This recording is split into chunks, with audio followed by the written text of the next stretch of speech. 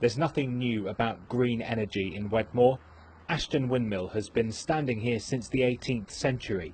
It may not currently be turning, but under a mile down the road, its present-day descendant is. And it's not the only example in the surrounding fields of this village's green ambitions. So what we've got behind us here is a community solar farm. It's a 1 megawatt solar farm which was built just over 4 years ago.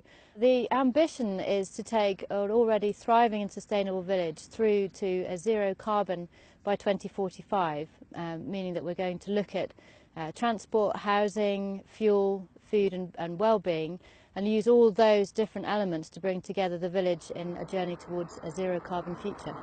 It's a big target, but there's no doubt Wedmore is already underway with organisations from the school to the pub contributing towards cutting the net carbon dioxide release here. To succeed though, support is needed from local people. Well, it's an absolutely fantastic idea, but of course we know with all of these ideas that you've got to get everybody on board in a community for that to happen. The amount of waste that gets given around here is just absurd. The amount of time people are seen fly tipping, just chucking their rubbish anywhere without chucking it in their bins. Even though Wedmore is a small place, if every small place could do it, it would achieve so much.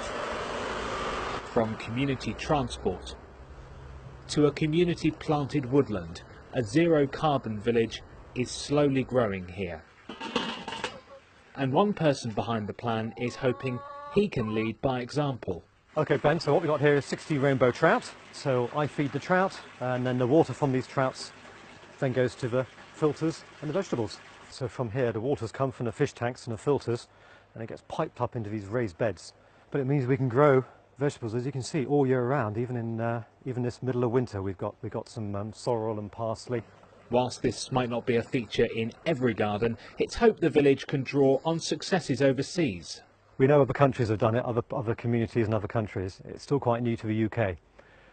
So we're hoping we can lead the way and just show people that it can be done, that we don't have to live in grass shirts in a cave. We can do it and still have a good lifestyle. The next step is mapping out just how much change is needed to reduce carbon emissions before this historic village, synonymous with Alfred the Great, can create a very modern slice of history. Ben McGrell, ITV News, Wedmore.